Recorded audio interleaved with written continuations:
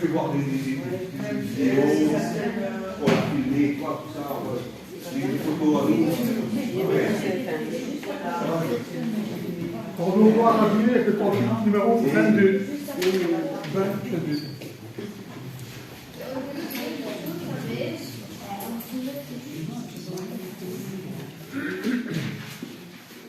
À Dieu soit la gloire par son grand amour, dans mon âme noire s'est levé le jour. Jésus à ma place mourut sur la croix, il m'offre sa grâce et je la reçois. Gloire à Dieu.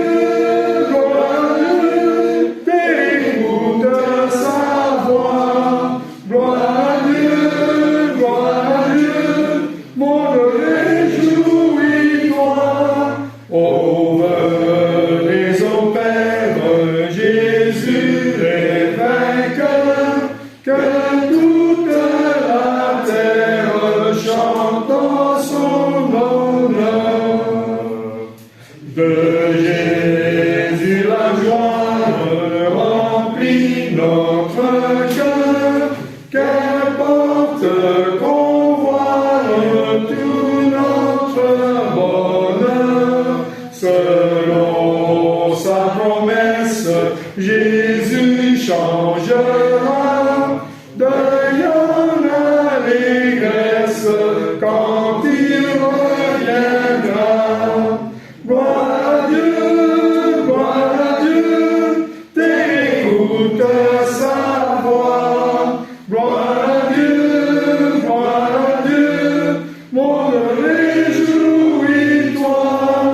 Oh, venez au Père, Jésus est vainqueur, que toute la terre chante en son honneur. Avant la lecture, 356.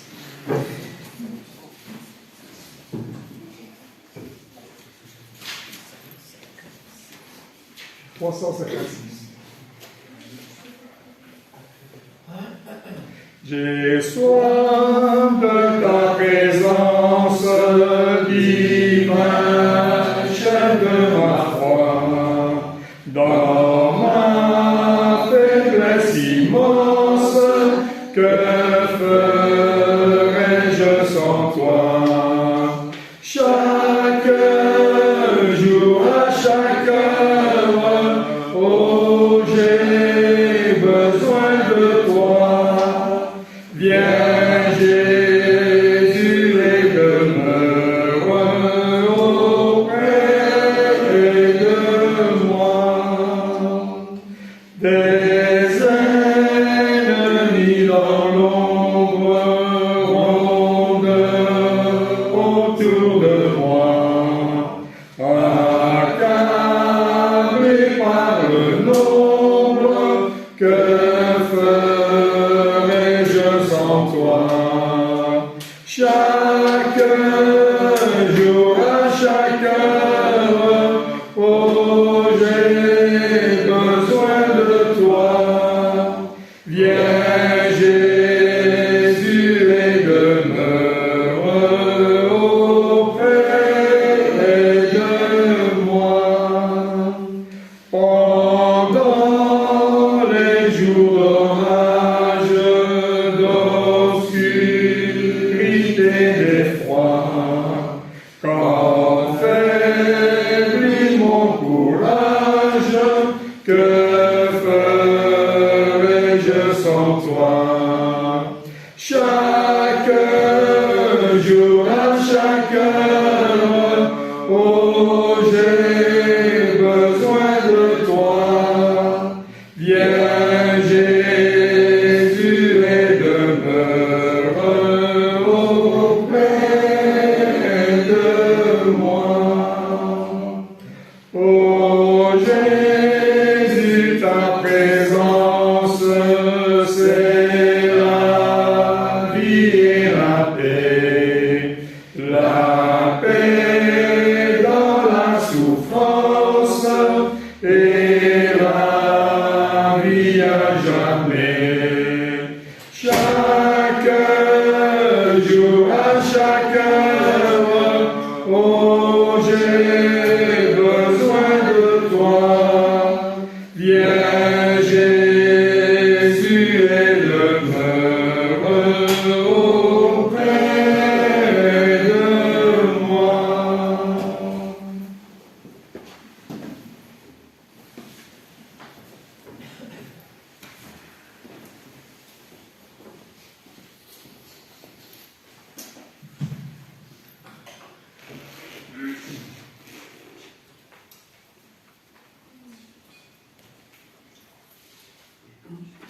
Je vous invite, si vous voulez bien, à prendre avec moi Hébreux chapitre 9.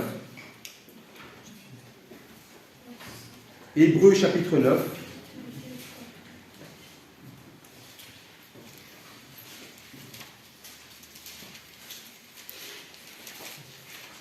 Ce sera en fait l'étude de notre frère Giovanni tout à l'heure.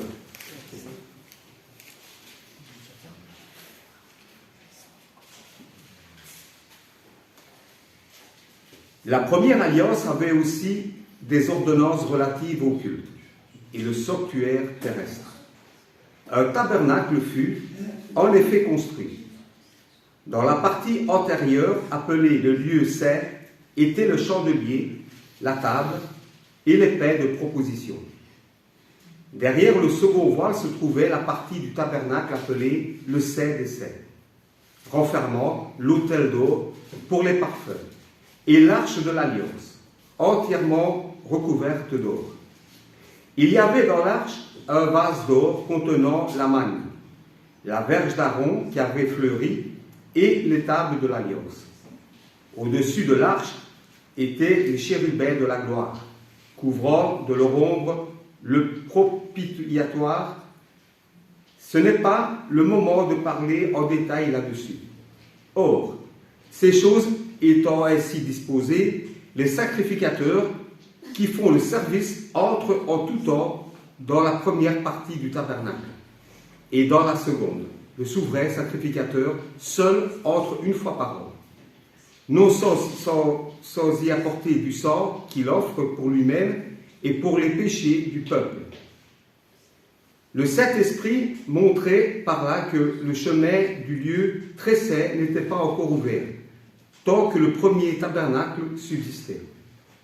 C'est une figure pour le temps actuel, où l'on présente des offrandes et des sacrifices qui ne peuvent rendre parfait sous le rapport de la conscience celui qui rend ce culte, et qui, avec les aliments, les boissons et les diverses ablutions, étaient des ordonnances charnelles imposées seulement jusqu'à une époque de réformation. Mais Christ est venu comme souverain sacrificateur des biens à venir. Il a traversé le tabernacle plus grand et plus parfait, qui n'est pas construit de main d'homme, c'est-à-dire qui n'est pas de cette création. Et il est entré une fois pour toutes dans le lieu très saint, non avec le sang des boucs et des veaux, mais avec son propre sang, ayant obtenu une rédemption éternelle. Car si le sang des taureaux et des boucs et la cendre d'une vache répandue sur ceux qui sont souillés sanctifie et procure la pureté de la chair, combien plus le sang de Christ qui, par un esprit éternel, s'est offert lui-même sans tache à Dieu, purifiera-t-il votre conscience des œuvres mortes, afin que vous serviez le Dieu vivant. Et c'est pour cela qu'il est le médiateur d'une nouvelle alliance, afin que la mort étant intervenue pour le rachat des transgressions commises sous la première alliance, ceux qui ont été appelés reçoivent l'héritage éternel qui leur a été promis. Car là où il y a un testament, il est nécessaire que la mort du testateur soit constatée. Un testament, en effet, n'est valable qu'en cas de mort, puisqu'il n'a aucune force tant que le testateur vit. Voilà pourquoi c'est avec du sang que même la première alliance fut inaugurée. Moïse, après avoir prononcé devant tout le peuple tous les commandements de la loi, prit le sang des veaux et des boucs avec de l'eau, de la laine écarlate et de l'hysope. Et il fit l'aspersion sur le livre lui-même et sur tout le peuple en disant: ceci est de l'alliance et le sang de l'alliance que Dieu a ordonné pour vous. Il fit pareillement l'aspersion avec le sang sur le tabernacle et sur tous les ustensiles du culte. Et presque tout, d'après la loi, est purifié avec du sang. Et sans effusion de sang, il n'y a pas de pardon. Il était donc nécessaire, puisque les images des choses qui sont dans les cieux devaient être purifiées de cette manière, que les choses célestes elles-mêmes le fût par des sacrifices plus excellents que ceux-là. Car Christ n'est pas entré dans un sanctuaire fait de main d'homme en imitation du véritable, mais il est entré dans le ciel même, afin de comparaître maintenant pour nous devant la face de Dieu. Et ce n'est pas pour s'offrir lui-même, plusieurs fois qu'il y est entré, comme le souverain sacrificateur entre chaque année dans le sanctuaire avec du sang étranger. Autrement, il aurait fallu qu'il eût souffert plusieurs fois depuis la création du monde.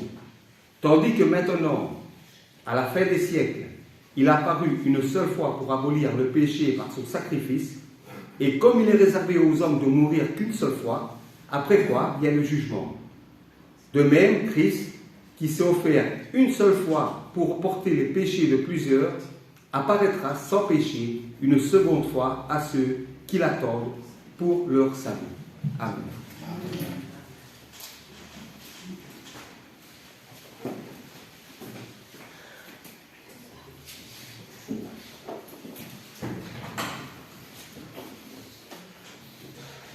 On va chanter le 256.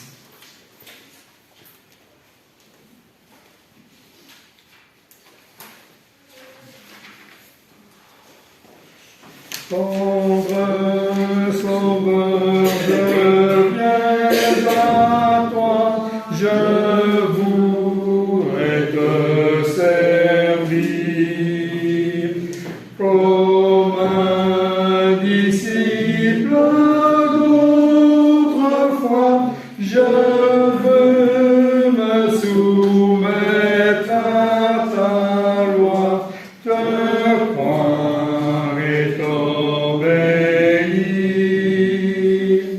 Je t'apporte mon pauvre cœur, rempli de ta paix, pour qu'il t'adore avec ferveur dans le plus pur et bien Seigneur, qui règne désormais.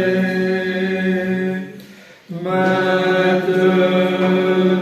au monde bruyant, fais que je reste sourd pour entendre à travers le vent, le feu, l'orage et l'ouragan, ta tendre voix d'amour. Seigneur, à tes pieds, je me tiens calme, silencieux. Je sais que je suis l'un des tiens, et pour jamais que j'appartiens au royaume des cieux. Avant de prendre le repas du Seigneur, on va chanter le 322.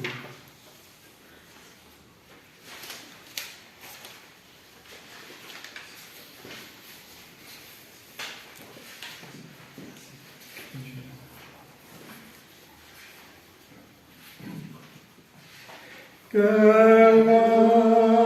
repos céleste, Jésus, d'être à toi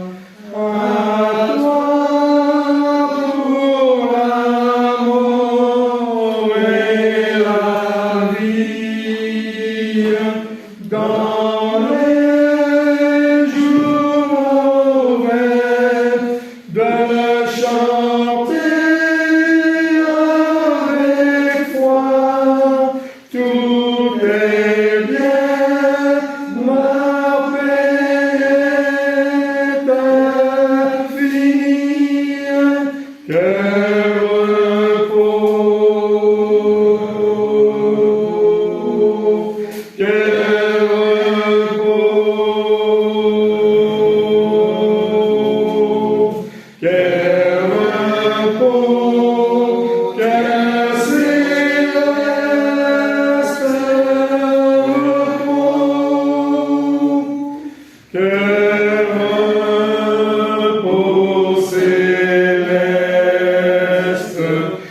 Ton fardeau n'est plus libre par le sang du calvaire.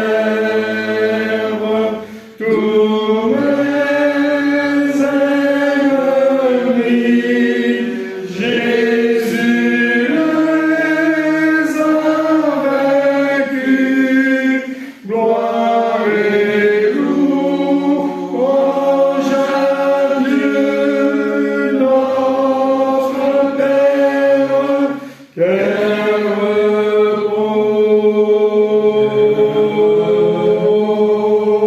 quel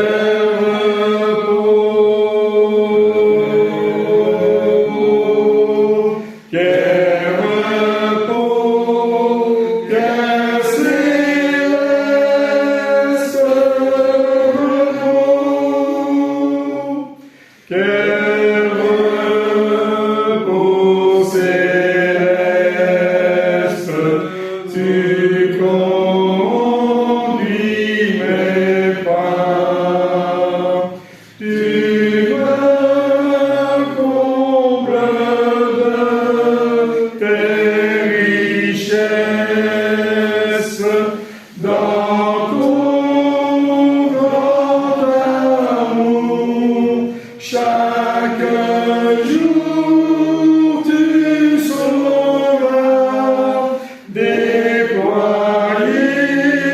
envers moi tes tendresses. Quel repos, quel repos, quel repos, quel céleste repos, quel repos céleste, qu'enfin Seigneur, auprès de toi j'aurai ma place. Après les travaux, les combats, la douleur, à jamais je pourrai voir ta face. Quel repos, quel repos,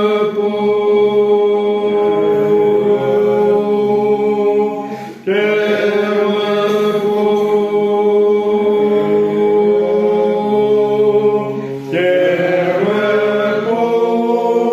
quel céleste repos.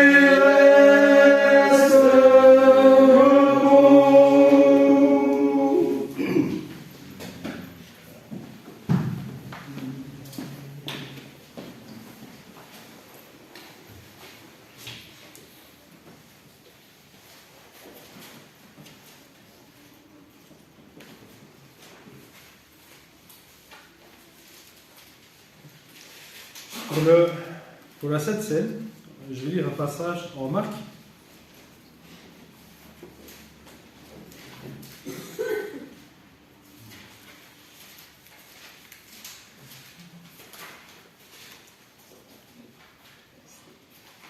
À partir du verset 21.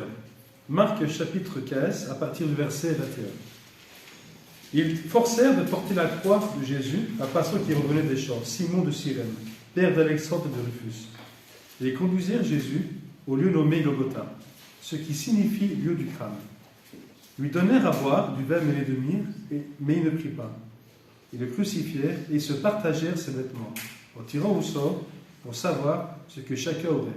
C'était la troisième heure, quand ils le crucifièrent. L'inscription indiquant le sujet de sa condamnation portait ces mots. Le roi des Juifs. Ils crucifièrent avec lui deux brigands, l'un à sa droite, l'autre à sa gauche. Ainsi fut accompli ce que dit l'Écriture, il a été mis au nombre des malfaiteurs. Les passants les jugeaient et secouaient la tête en disant « Et toi qui détruis le temple, et qui le rebâtit en 3 jours, sauve-toi toi-même. En descendant de la croix, les principaux sacrificateurs aussi, avec les scribes, se moquaient entre eux et disaient, il a sauvé les autres et ne peut se sauver lui-même. Que le Christ, le roi d'Israël, descende maintenant de la croix, afin que nous voyions et que nous croyions. Ceux qui étaient crucifiés avec lui l'insultaient aussi. La 6e heure étant venue, il y eut des ténèbres sur toute la terre, jusqu'à la 9e heure. Et à la 9e heure, Jésus s'écria d'une voix forte, Eloi, Eloi, lama sabachthani, ce qui signifie, mon Dieu, pourquoi m'as-tu abandonné? Quelques-uns de ceux qui étaient là, l'ayant entendu dire, voici, il appelle Élie. L'un d'eux courut, remplir une éponge de vinaigre, et l'ayant fixé à roseau, il lui donna à boire, en disant, laissez, voyons si Élie viendra le descendre. Jésus, ayant poussé un grand cri, expira. Le voile du temple se déchira en deux, depuis le haut jusqu'en bas. Le centenier qui était en face de Jésus, voyant qu'il avait expiré de la sorte, dit, assurément cet homme était fils de Dieu. Il y avait aussi des femmes qui regardaient de loin. Parmi elles était Marie de Magdala, Marie, mère de Jacques, le mineur, et de José et Salomé, qui le suivaient et le servaient lorsqu'il était en Galilée, et plusieurs autres qui étaient montés avec lui en Jérusalem. Le soir étant venu, comme c'était la préparation, c'est-à-dire la veille du sabbat, il arriva Joseph d'Arimathée, conseiller de distinction, qui lui-même attendait aussi le royaume de Dieu. Il osa se rendre vers Pilate pour demander le corps de Jésus. Pilate s'étonna qu'il fût mort sitôt.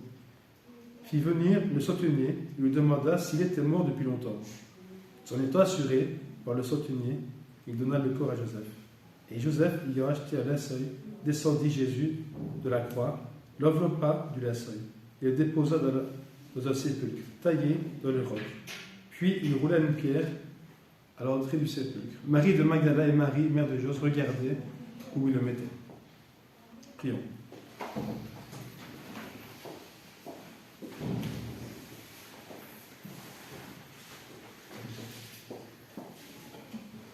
Père éternel, nous voulons, à travers ces lectures, Père Tout-Puissant, nous rappeler que ton Fils a été crucifié, que les gens l'ont malmené, Père.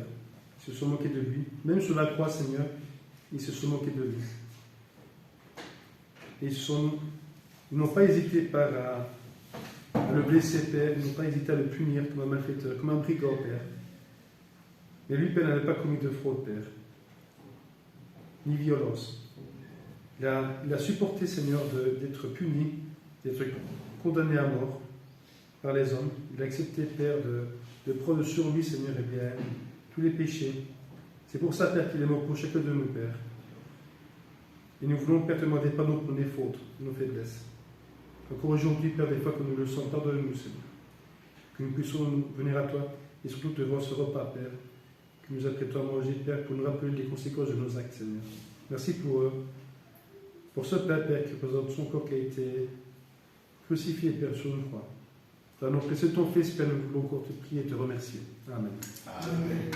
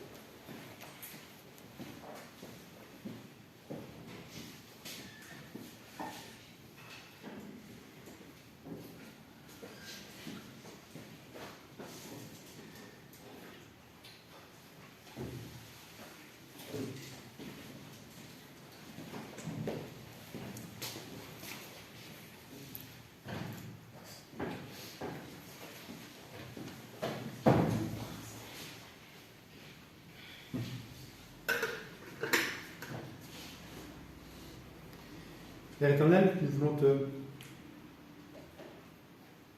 te rendre grâce pour ce fruit de la vie qui représente le sort de ton Fils Jésus-Christ, qui a été versé, Seigneur, car il est mort pour nous tous. Son sang a été versé, Père, mais son sang était précieux, Père, plus précieux que celui des taureaux et des veaux, Père. Nous voulons encore te prier et te remercier, car son sacrifice demeure éternel. Et c'est pour ça, Père, que nous voulons te demander pardon, Seigneur, car ton Fils est mort il y a plus de 2000 ans, Seigneur. Et nous, aujourd'hui encore, nous commémorons la mort de ton Fils. Car ton Fils a dit, notre Seigneur, notre Maître a dit, faites ceci toutes les fois que vous vous réunissez pour ce Père qui représente son corps et son fruit de la vie qui représente son sang qui a été versé pour nous. Merci pour cette grâce qui nous sauve aujourd'hui, Père. À travers ce repas, nous voulons nous rappeler, Seigneur, de ton amour. Dans le nom précieux de ton Fils Jésus-Christ, nous voulons te prier et te remercier. Amen. Amen.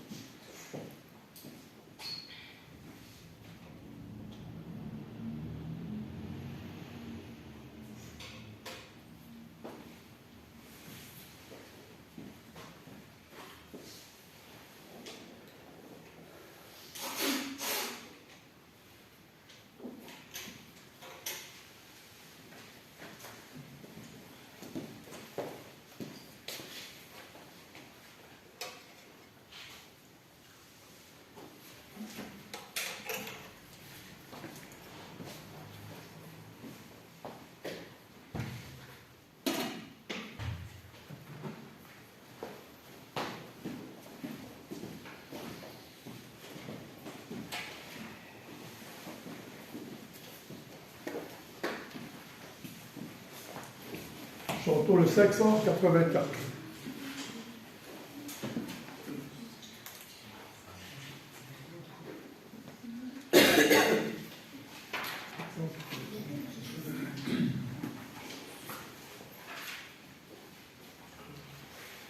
Nous ne sommes plus esclaves, gloire à Jésus. Il a brisé nos entraves, gloire à Jésus. Saisissez la délivrance et venez tous vous perdus. Chantez plein de confiance, gloire à Jésus. Nul ne peut briser sa chaîne sans le Sauveur, sans la grâce souveraine du Rédempteur. Seul il donne la victoire, il délivre le pécheur. En Christ il suffit de croire, gloire au Sauveur. Pour tous ces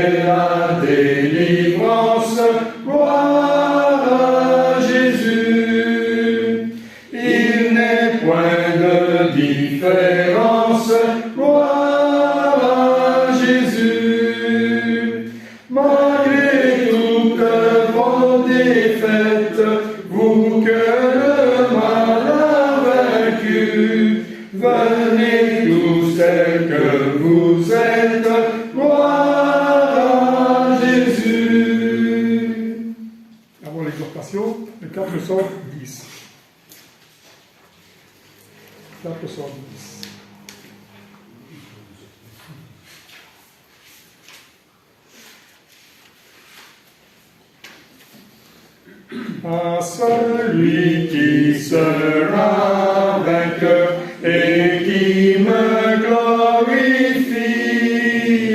Je donnerai, dit le Seigneur, au ciel l'arbre de vie. Victoire, force, honneur et louange, gloire, gloire, puissance à toi, Jésus. Un caillou blanc, un nom nouveau, et la main cachée, lui seront donnés par agneau, sa promesse est scellée. Victoire, force, honneur et louange, gloire, gloire, puissance à toi, Jésus. Revêtu d'un vêtement blanc, resplendissant de gloire, sera celui qui par le sang remporta la victoire. Victoire, force, honneur et louange, gloire, gloire, puissance à toi, Jésus. Avec Christ, celui qui vaincra, s'assiera sur son trône, et de ses mains il recevra l'immortelle couronne. Victoire, force, honneur et louange, gloire, gloire, puissance à toi, Jésus.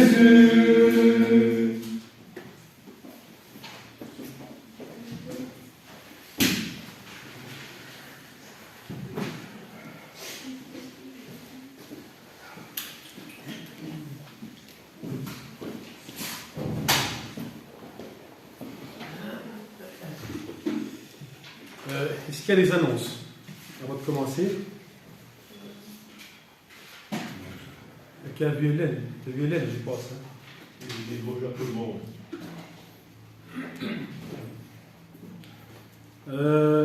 Avant de commencer, pour commencer, je vais commencer par vous poser une question, en fait.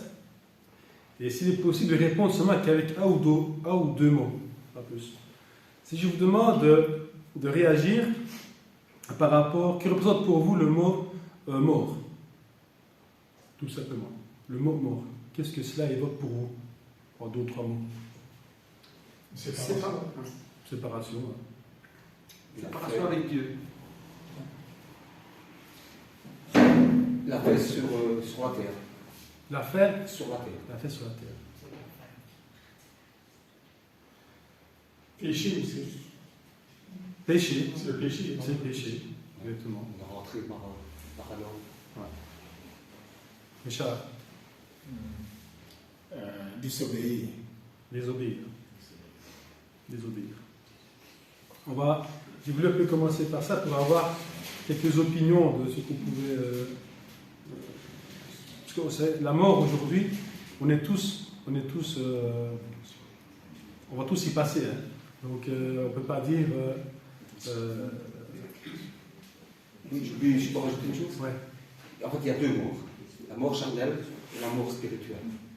Parce qu'on peut être vivant dans le monde, ou on peut être mort spirituellement. Exactement ça. On verra plus tard. Et, en fait, on va un peu revenir à l'origine de qu'est-ce que la mort, d'où a commencé. On va un peu parler un peu de ça aujourd'hui. On va prendre un premier passage en Genèse, chapitre 2. Genèse, chapitre 2, versets 16 à 17.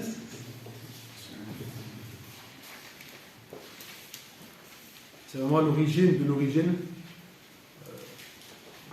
On voit l'amour. On voit la Bible.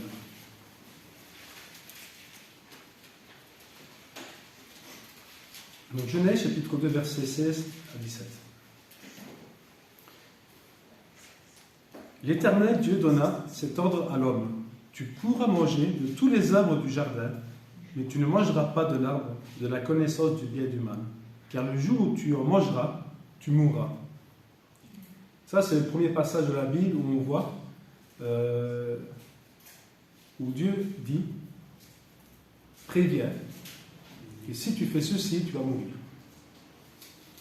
Au chapitre 3, on voit que là, c'est le commencement du chapitre où on voit qu'il y a l'intervention du serpent qui est le diable. Il présente le serpent comme étant le plus rusé de tous les animaux, guidé par Satan, et il vient donc parler à Adam et Ève pour la séduire. Et finalement, il mange de ce fruit, et voilà les conséquences dans ce chapitre 3. Donc on voit que là, le péché, le premier péché est commis, en tout cas la désobéissance à Dieu. Et ainsi, comme Dieu avait averti Adam et Ève, le jour où tu en mangeras, tu mourras. On prend aussi un autre passage où on voit que la désobéissance a commencé, c'est vrai, peut-être par Adam et Ève, mais c'est là en tout cas que le péché est rentré dans le monde, par cette intervention-là en tout cas. On va prendre un autre passage en Romains chapitre 5.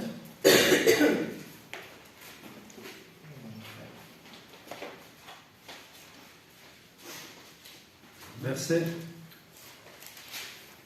12. C'est pourquoi, comme par un seul homme, c'est-à-dire Adam, le péché est entré dans le monde, et par le péché, la mort, et qu'ainsi la mort s'est étendue sur tous les hommes, parce que tous ont péché. Donc, je répète, le verset 12 du chapitre 5 de Romains, c'est pourquoi c'est par un seul péché est entré dans le monde, et par le péché la mort. Et qu'ainsi la mort s'est étendue sur tous les hommes, parce que tous ont péché. C'est-à-dire que, comme on l'a lu, à la désobéissance d'Adam et Ève, ils ont désobéi, et ainsi le péché est rentré dans le monde, et ainsi avec le péché, la mort. Il y a un autre passage où il dit en Romains 6, un peu plus loin, au verset 23, où il dit comme ça que le salaire du péché, c'est la mort. Le salaire du péché, c'est la mort. Pour ceux qui travaillent, celui qui va travailler par exemple, il a un salaire qu'il perçoit à la fin du mois par rapport au travail qu'il a reçu, par rapport au travail qu'il a effectué. Et ce qu'il mérite, c'est le salaire. Il a un salaire par rapport au travail qu'il a exécuté. Et le salaire, c'est ce qu'il a mérité par rapport à son travail. Ici, ce que Paul nous dit aussi en Romains 6, chapitre, verset 23, c'est dit que le salaire, le salaire du péché, c'est la mort. Ça veut dire que pour celui qui produit le péché, son salaire, c'est la mort. C'est ce qu'il va avoir comme salaire. Alors les gens vont dire, oui, mais à partir de là, comment est-ce que Dieu peut permettre une chose pareille? C'est-à-dire que comment est-ce que Dieu a pu laisser ça par rapport à Adam et Ève? Et on pourrait dire alors, mais comment se fait-il? Est-ce qu'il y a une solution en tout cas? Y a-t-il une solution? Pourquoi l'amour est rentré dans le monde et tous sont devenus pécheurs avec ça? Mais on voit aussi qu'il y a une autre solution. La solution, c'est que Jésus, Dieu, malgré notre faiblesse, lui, nous a tant aimés. Il y a un passage que je connais bien, qu'on va prendre dans Jean chapitre 3, verset 6, où il dit,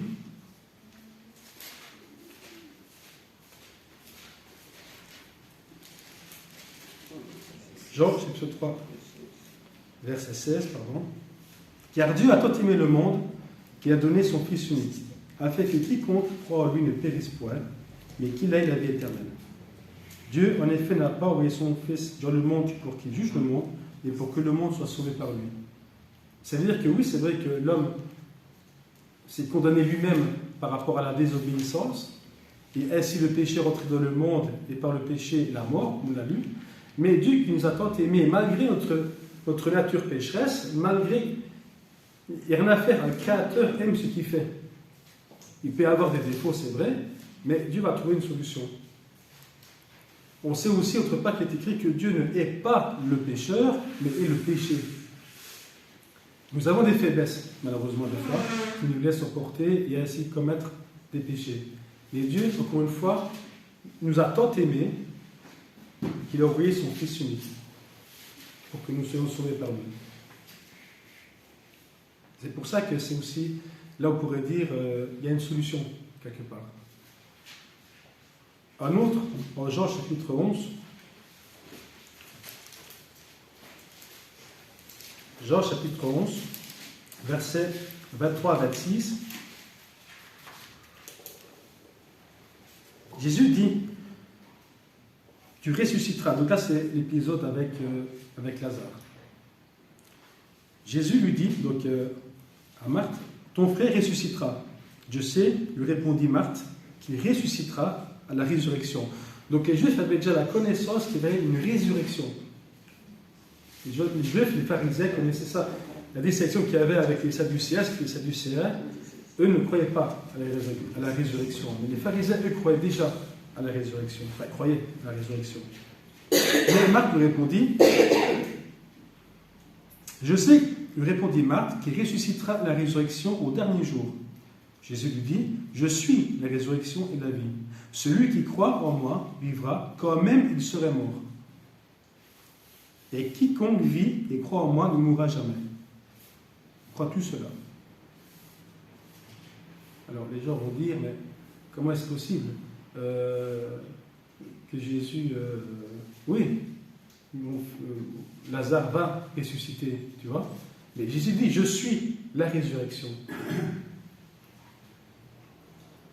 Un autre passage qu'on a lu un petit peu aussi, on a déjà passé, mais c'était dans la première épître de Pierre, mais au chapitre 1er, le premier chapitre, au verset 3, Pierre nous dit, béni soit Dieu le Père de notre Seigneur Jésus-Christ, qui selon sa grande miséricorde nous a régénérés pour une espérance vivante, par la résurrection de Jésus-Christ d'entre les morts, pour un héritage qui ne se peut ni corrompre, ni souiller, ni flétrir, lequel vous est réservé dans les cieux. Donc là, dans un premier temps, on a pris les premiers passages pour voir qu'effectivement, le péché est rentré dans le monde et qu'ainsi tous sont condamnables de mort à cause du péché. Mais Dieu, dans son infini grandeur et amour pour chacun de nous, a à travers son Fils Jésus-Christ, comme on a vu ici, il est la résurrection. Alors oui, nous allons mourir pour une personne qui est condamnée à mort, mais Jésus, lui, est la résurrection. Alors ici, on a pris un passage, on a pris 2-3 passages, on a vu comment est-ce que Jésus peut être appelé résurrection. Ou alors, ici, on a Pierre ressuscité d'entre les morts. Et avec Lazare, on voit qu'il est, je suis la résurrection. Comment est-ce que Jésus peut être appelé résurrection, lui qui n'est pas encore mort à ce moment-là? Avec Lazare, par exemple. Alors, c'est pour ça qu'on va dire comment se fait-il que Jésus est appelé résurrection, alors qu'il est mort après Lazare, et Lazare est mort avant Jésus. Tu vois? Mais il n'y a pas que Lazare, il y a beaucoup d'autres personnes qui sont mortes aussi avant Jésus, et qui ont été ressuscitées. Il y a un cas où, en Luc 7, Jésus rentre dans la ville de Naïm, où il y a un enterrement, et un petit garçon, il rentre dans la ville, et il y a un enterrement qui se prépare au moment où Jésus rentre dans la ville, et Jésus guérit, ressuscite l'enfant. Il y a aussi un autre passage en Matthieu 8, et en Luc 8, avec la fille de Jairus qui était chef de synagogue, sa fille de 12 ans qui était morte. Jésus a ressuscité la fille de Jairus. Le prophète Élie aussi, le prophète Élie qu'on connaît tous, le prophète a ressuscité aussi le fils d'une femme qu'il avait nourrie.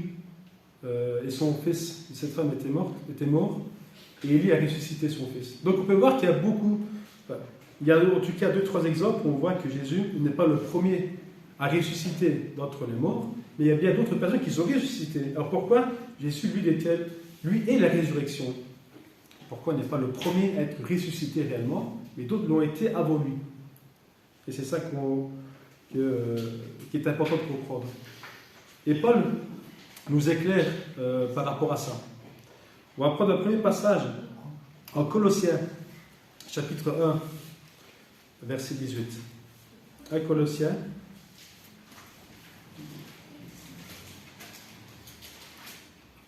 En fait, c'est une bonne question, ce qu'il dit. Quoi donc?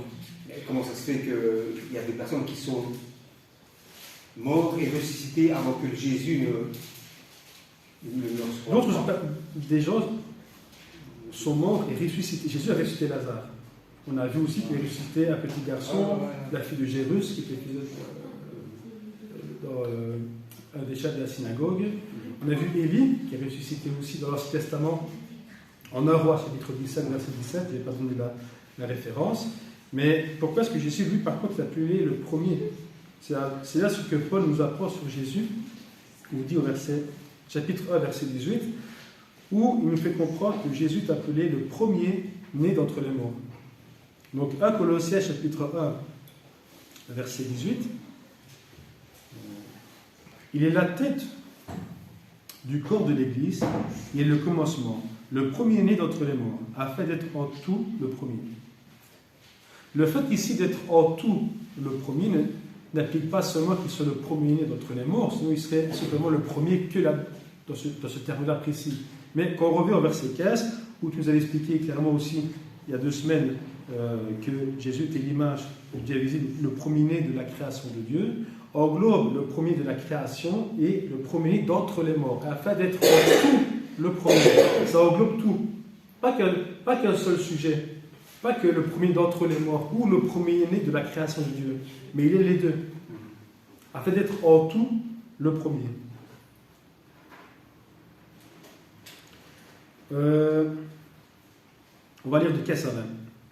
Donc il est l'image du Dieu invisible, le premier-né de toute la création, car en lui ont été créées toutes choses qui sont dans les cieux et sur la terre, les visibles et les invisibles, trône, dignité, domination, autorité. Tout a été créé par lui et pour lui. Il est avant toute chose et toute chose subsiste en lui. Il est la tête du corps de l'Église, il est le commencement, le premier-né d'entre les morts, afin d'être en tout le premier. Car Dieu a voulu, en toute plénitude, que toute habitude habita en lui. Il a voulu par lui réconcilier tout avec lui-même, tant ce qui est sur la terre que ce qui est dans les cieux, en faisant la paix par lui, par le sang de la croix. C'est pour ça qu'il peut être le premier, parce que c'est par son sang précieux qu'il peut être le premier-né d'entre les morts. Tantôt, on a lu, tu as lu en Hébreu chapitre 9, et dans le passage, on voit aussi que, dans ce passage, on voit qu'en Hébreu chapitre 9, que Jésus est mort, qu'il est venu remplacer, que son sang a remplacé le sang des taureaux et des veaux, qu'on dit comme ça. Avant ici, au verset 7, si je ne m'abuse, au verset 7, et dans la seconde, le souverain sacrificateur, seul, entre une fois par an, non pour y apporter du sang qu'il offre pour lui-même et pour les péchés du peuple. Donc chaque année, le principal sacrificateur avait comme devoir de rentrer dans le lieu saint pour apporter du sang, très saint, pardon, c'est vrai, dans le lieu très saint, le lieu saint et le lieu très saint, pour apporter du sang pour l'expiation des péchés de lui-même et du peuple. Et ça, c'est des choses qu'on faisait avant chaque année.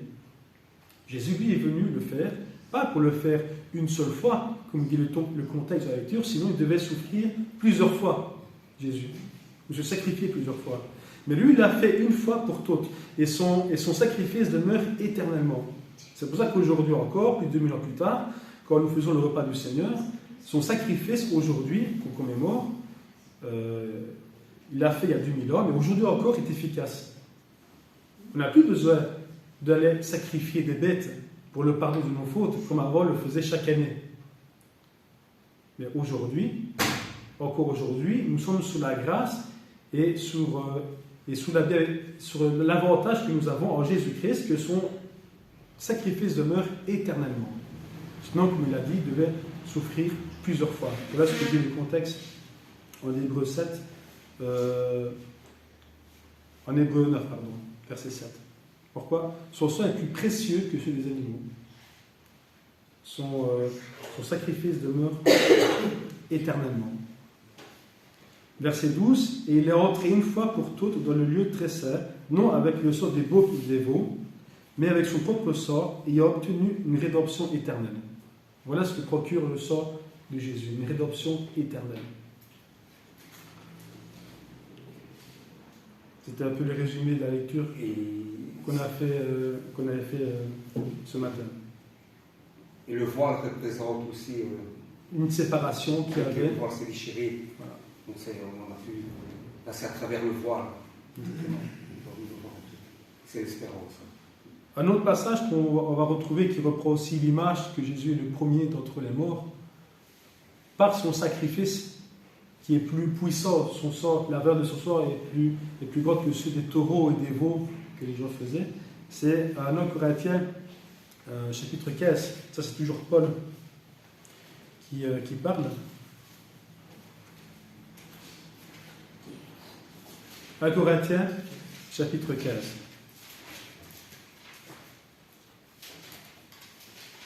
Versets 20 à 26. 1 Corinthiens 15, à partir du verset 20 à 26. Mais maintenant, Christ est ressuscité des morts. Il est les prémices de ceux qui sont morts. Car, puisque la mort est survenue par un homme, c'est aussi par un homme qui est venue la résurrection des morts. Et comme tous meurent en Adam, de même aussi tous revivront en Christ, mais chacun en son rang. Christ comme prémisse, puis ceux qui appartiennent à Christ lors de son avènement. Ensuite viendra la fin, quand il remettra le royaume à celui qui est Dieu et Père, et après avoir détruit toute domination, toute autorité et toute puissance. Car il faut qu'il règne jusqu'à ce qu'il ait mis tous ses ennemis sous ses pieds. Le dernier ennemi qui sera détruit, c'est la mort. Donc on voit aussi que la mort ici peut être détruite aussi. La mort est venue, ici comme on peut le voir au verset 21. Car puisque la mort est venue par un homme, par Adam, c'est aussi par un homme qui est venue la résurrection des morts, par Jésus-Christ. Et le dernier ennemi qui sera détruit, ce sera la mort. Pourquoi? Parce qu'il est le premier-né d'entre les morts. Paul le reprend ici encore une fois, comme il avait dit aussi à Colossiens 18, pardon. Et comme tous meurent à Adam, de même aussi tous revivront en Christ. Parce que Christ est ressuscité. Un peu plus haut, il dit dans le passage, dans le contexte, que qu'il y en a qui croient à la résurrection, d'autres non. Mais si Christ n'est pas ressuscité, nous non plus ne ressusciterons pas. Alors quel est l'avantage de croire à quelque chose alors? Mais si Christ est ressuscité, nous ressusciterons, nous aussi, tous. Et quand il dit comme ça, qu'au verset 26, le dernier ennemi qui sera détruit sera la mort, eh bien, parce que quand tous seront ressuscités, quand tous seront ressuscités, ben forcément il n'y aura plus de vivants pour mourir, donc il n'y aura plus de mort, tout simplement. Voici ce que procure le sang de Jésus-Christ par rapport à ce qu'on avait vu en Hébreu chapitre 9, qui remplaçait le sang des veaux et des taureaux. Son sang est plus précieux, voilà ce qui procure son sang. Et la mort n'a pas de pouvoir sur notre Seigneur Jésus-Christ. Et ceux qui sont en Jésus n'ont pas non plus de pouvoir sur eux, tout simplement. Voilà pourquoi ce qu'on a vu dans un premier temps, que la mort est rentrée dans le monde, mais que Jésus, lui, avait un plan, malgré tout, pour les hommes qui étaient pécheurs, quand même, mais vu qu'il nous a tant aimés, a quand même, à travers son Fils Jésus-Christ, trouvé une solution malgré nous, pour pouvoir, en Jésus-Christ, avoir comme cette rédemption éternelle. Donc je pense que c'était bien de pouvoir parler, de se rendre compte que la mort, c'est vrai que c'est pour ça que j'ai posé d'abord la question pour savoir qu'est-ce que représente la mort pour vous, parce que des fois on peut avoir qu'un avis négatif, hein, la fin de toute chose, malheur, la fin peut-être, mais d'autres pourraient dire aussi peut-être aussi que c'est qu'un commencement, ou peut-être une porte qu'on ouvre et qu'on referme derrière. la mort, c'est peut-être la fin de quelque chose, mais le début d'une autre chose. C'est pour ça que c'était bien de pouvoir que chacun puisse donner une signification du mot que chacun représente. Parce que pour nous, la mort, contrairement à celui qui n'est pas croyant, par exemple, la mort, c'est la fin de tout. Donc il n'y a plus d'espoir, il n'y a plus rien. Quand la personne est morte, c'est la fin de tout. Ce n'est que malheur et tristesse. Pour le chrétien, on a vu ici que, et on va reprendre 2-3 passages de Paul, où la mort n'est pas la fin, c'est un passage, comme on l'a vu. Nous ressusciterons. Il y a un premier passage, enfin, un premier, plutôt tôt je dis ça, mais en 2 Corinthiens chapitre 16, toujours Paul qui nous parle, et il va parler de ce que, en entendant ce moment. Alors, le verset 1 à 8, donc 2 Corinthiens chapitre 5, verset 1 à 8, il dit: nous savons en effet que si cette tente où nous habitons sur la terre est détruite, nous avons dans le ciel un édifice qui est l'ouvrage de Dieu, une demeure éternelle, qui n'a pas été faite de main d'homme. Aussi, nous gémissons dans cette tente, désirant revêtir notre domicile céleste, si du moins nous sommes trouvés vêtus, non pas nus. Car tandis que nous sommes dans cette tente, nous gémissons accablés, parce que nous voulons non pas nous dépouiller, mais nous revêtir, afin que ce qui est mortel soit englouti par la vie. Et celui qui nous a formés pour cela, c'est Jésus. Pardon, c'est Dieu, qui nous a donné les arrêts de l'esprit. Nous sommes donc toujours pleins de confiance, et nous savons qu'en demeurant dans ce corps, nous demeurons loin du Seigneur, car nous marchons par la foi et non par la vue. Nous sommes pleins de confiance, et nous aimons mieux quitter ce corps et demeurer auprès du Seigneur. Voilà ce que Paul pensait de sa vie. Pourquoi? Parce qu'il savait bien qu'est-ce qu'il attendait après. Je ne sais pas s'il était dans la joie ou dans la précipitation d'y être. On va prendre d'autres passages encore. Mais en tout cas, on voit que Paul ici avait un désir plus de rejoindre le Seigneur que de rester ici. Cela prouve aussi ce qui nous attend plus tard. Ce qui peut être forcément meilleur que ce que nous avons. Paul avait aussi donné, c'est aussi de quoi il parlait, parce que il a eu, je ne sais pas si c'était en extase ou c'était une vision, mais il a vu, il est monté au ciel. Ouais. Il a vu, ce qu'il a vu, il ne sait même pas l'expliquer. Des choses Donc il savait un petit peu aussi. Exactement. Comment? La joie. La joie qu'il pouvait éprouver et surtout le soulagement qu'on pourrait avoir de se dire que Dieu m'a tant aimé que par son Fils Jésus-Christ, il m'offre une opportunité. Ici, Paul est convaincu et on voit dans ses paroles, je vais prendre aussi verset 2, je répète: ainsi nous gémissons dans cette tente, désirant revêtir notre domicile céleste. Nous, je pense qu'il ne parle pas seulement de lui, mais de tous ceux qui ont avec lui cette même espérance, en tout cas. Je ne pense pas que là, Paul parle de tous ceux qui, comme lui, espèrent à cette espérance vivante. Désirant revêtir notre domicile céleste, si du moins sont retrouvés vêtus, non pas nus. Car tandis que nous sommes dans cette tente, nous gémissons accablés, parce que nous voulons non pas nous dépouiller, mais nous revêtir, afin que ce qui est mortel soit englouti par la vie. C'est ça la résurrection, en fait. Ce changement, en tout cas. C'est un passage, je pense, qui était sur la tombe de notre frère Joseph. Joseph avait écrit ça sur sa tombe. Comme l'écriture. Il a écrit ces premiers versets-là. Un autre passage aussi, en Philippiens 1, verset 21, Paul qui parle toujours. Et il dit: car Christ est ma vie et la mort m'est un gain. Donc, encore une fois, Paul, avec ça en plus qu'on peut voir, je pense que Paul se réjouissait peut-être d'être au jour où le Seigneur viendra le chercher. Pourquoi? Il sait bien qu'aujourd'hui, à ce moment-là, Paul avait, il est dans une tente, mais voilà, il sait bien qu'il pouvait avoir cet héritage, et il était peut-être pressé de changer un peu, de voir ce qu'il attendait, ce qui nous attend d'ailleurs. En Apocalypse aussi, chapitre 14, verset 13, il y a un passage qui est beau aussi. C'est un passage qui se trouve aussi sur la tombe de mon grand-père. Apocalypse 14, chapitre 13. Et voici ce qu'il dit. Heureux dès à présent les morts qui meurent dans le Seigneur.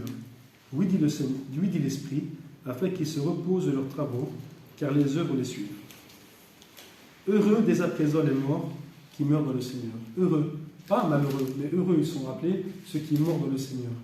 Pourquoi? Parce qu'aujourd'hui, encore une fois, on a l'optique de la mort en disant la mort, c'est triste. Oui, c'est triste parce que forcément, on ne verra plus une telle personne. Quand notre frère Joseph nous a quittés, Assunta nous a quittés, ce sont des frères et des sœurs qu'on a connus depuis très longtemps.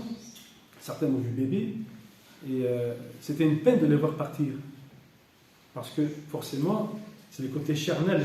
On a envie d'être encore auprès d'eux. Voilà, on a envie de leur parler encore, et c'est ce qui est logique. Le fait de perdre un proche, un papa, une maman, ça n'éprouve pas une joie.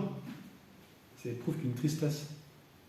Mais ce qui nous attend par après peut éprouver la joie. Pourquoi nous savons qu'il dit « Heureux les morts qui meurent dans le Seigneur ». Il n'a pas dit « Heureux les morts qui meurent », mais ceux qui meurent dans le Seigneur.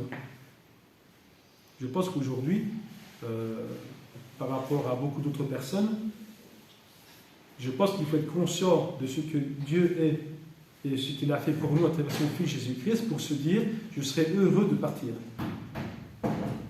Alors oui, il y a toujours le côté tristesse, c'est nous ça, mais heureux d'aller voir peut-être mon Créateur. Pas peut-être, certainement mon Créateur. Peut-être de comprendre des choses, peut-être que je ne comprendrai pas encore maintenant.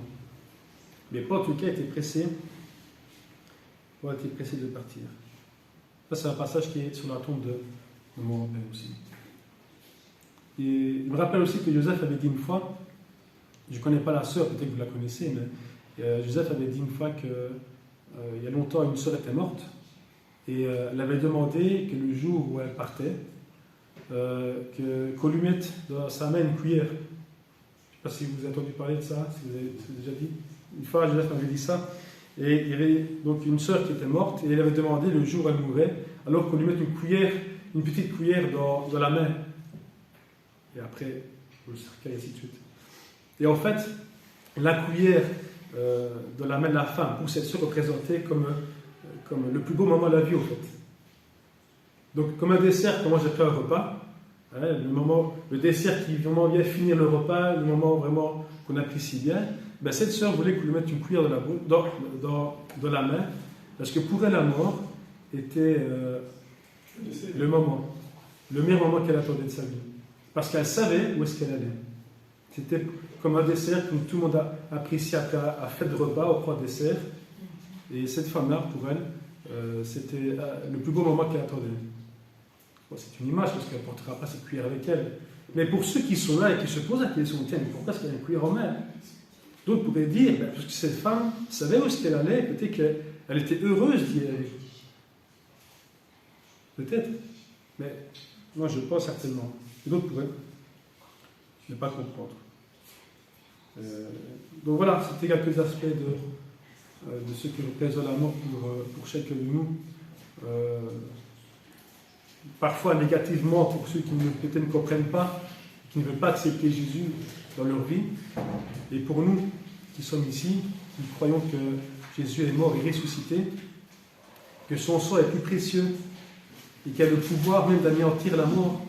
Et c'est pour ça que nous avons cette espérance, comme Paul avait, de pouvoir être un jour auprès du Seigneur pour l'éternité. Et je pense que c'est ce que nous devons aussi avoir comme pensée.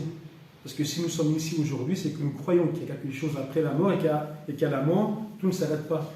Nous sommes persuadés qu'après la mort, nous serons auprès de notre Seigneur. Quand on a lu dans Genèse 2, Cadoyen il désobéit pour qui le fruit de l'arbre défendu, la connaissance du bien et du mal. Et Jésus, au chapitre 18, Matthieu, au chapitre 18, il dit comme ça, à la question qui sera le plus grand dans le royaume des cieux. Alors Jésus répond, Jésus ayant appelé un petit enfant, le passa au milieu d'eux, et dit, je vous le dis en vérité, si vous vous convertissez et si vous ne devenez comme les petits enfants, vous n'entrerez pas dans le royaume des cieux. Un enfant n'a pas la connaissance du bien et du mal. Comme Adam et Ève, avant le péché, n'avait pas la connaissance du bien et du mal. Et c'est pour ça que Jésus dit, comment dire, qu'il faut ressembler à un enfant pour pouvoir aller pouvoir accepter cette parole. Pour remporter le royaume des cieux, il faut devenir comme un enfant. Donc il ne faut plus qu'on soit comme Adam et Ève avant le péché. Il faut que nous-mêmes aussi nous ne devons plus pécher. Ouais. Et qu'on devienne comme ces enfants qui un enfant, lui, n'a pas la connaissance du bien et du mal, mais qui nous sort. Alors, on a parlé de mort, mais juste pour. Je voulais terminer par. Et comme j'ai pu trouver une personne dans toute la Bible qui n'a pas été morte, qui n'a pas connu la mort en tout cas, je ne sais pas si vous vous rappelez qui c'est. C'est dans l'Ancien Testament. Élie. Élie, on le retrouve en 2 Rois 2:11. On voit qu'il est avec Élisée, et on voit qu'il y a un char de feu qui vient chercher Élie, et Élisée le voit disparaître dans le ciel. Donc Élie n'a pas connu la mort. Petit un doute aussi pour Enoch. Enoch, qu'on voit en Genèse chapitre 5, verset 24. C'est un chapitre où on voit que. On va le prendre, le lien. En Genèse chapitre 5.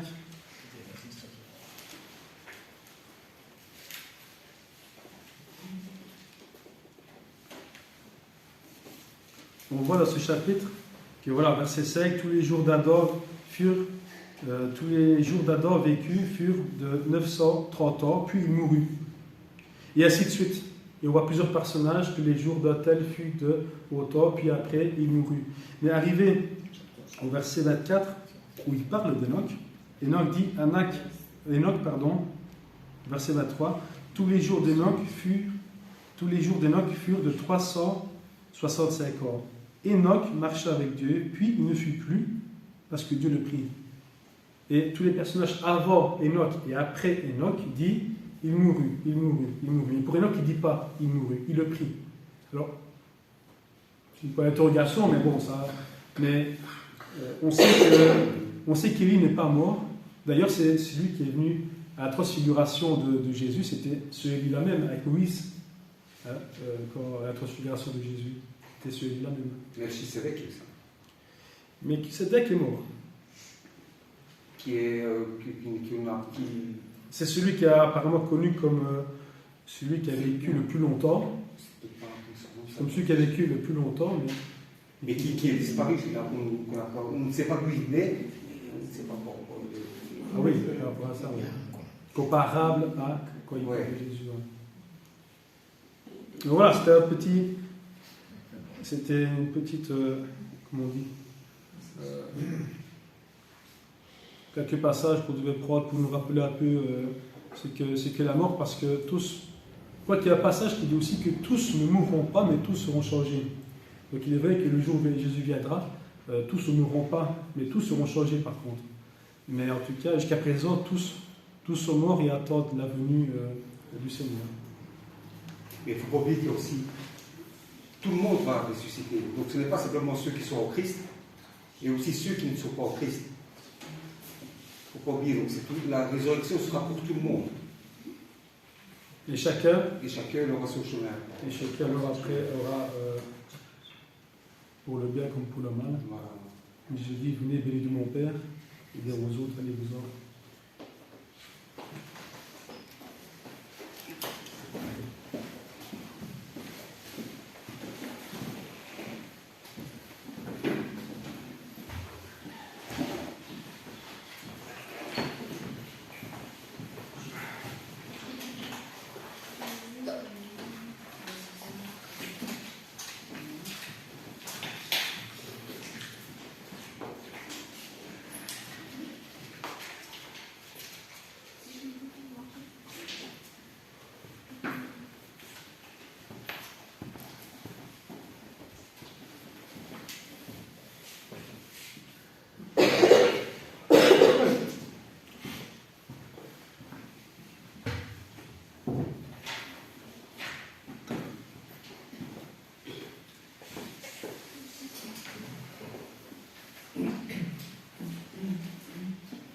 chantier le 583.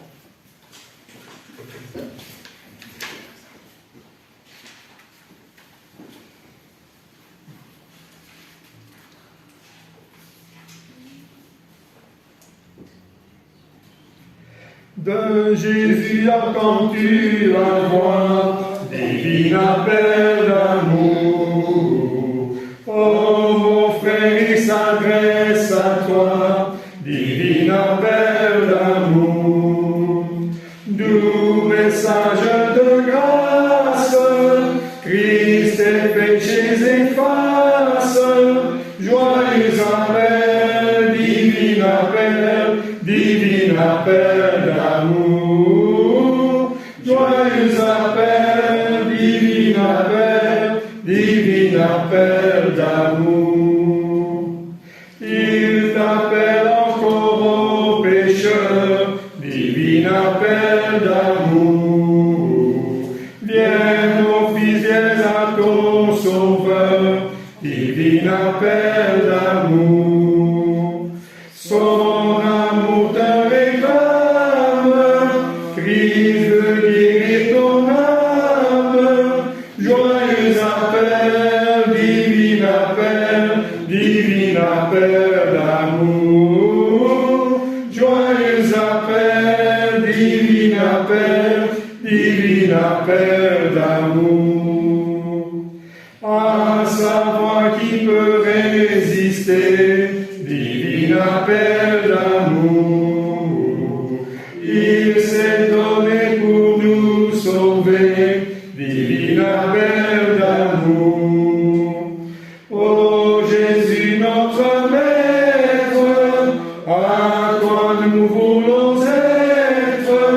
Joyeux appel, divine appel d'amour.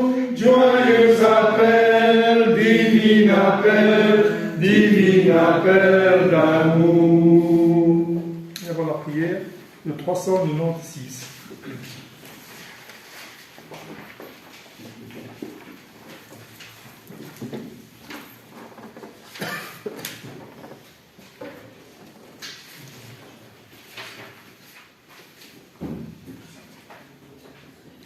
Mon prochain n'est-ce pas celui qui seul dans sa misère,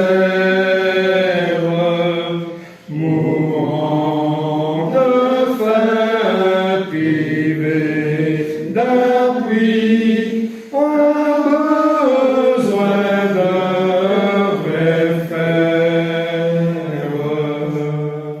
Mon prochain c'est le malheureux, chargé de lourdes chaînes, pour les porter nous serons deux. J'allégerai ses peines. Puisse mon vin se sentir fort pour aider la faiblesse. Mon cœur à chaque lit de mort veille plein de tendresse. Oh, pourrais-je oublier la vie qui voyant ma misère mourut pour moi son ennemi sur la croix du calvaire. Je veux, divin frère, imiter ta charité.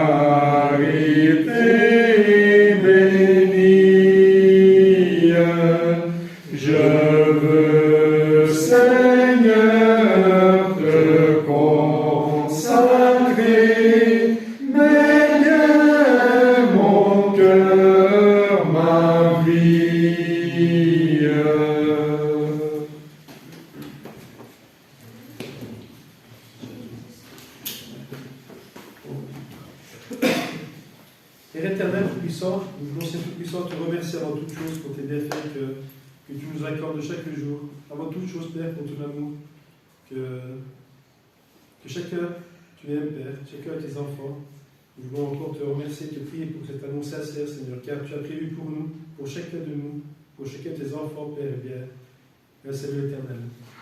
Pour celui, Père, qui veut bien accepter, Père, c'est une grâce pour chacun de nous de pouvoir être ici présent, te rendre un culte. Nous te prions, Père, qu'il te soit agréable. Je veux encore une fois te prier, te remercier pour toutes tes grâces, Père, de chaque jour. Merci, Seigneur.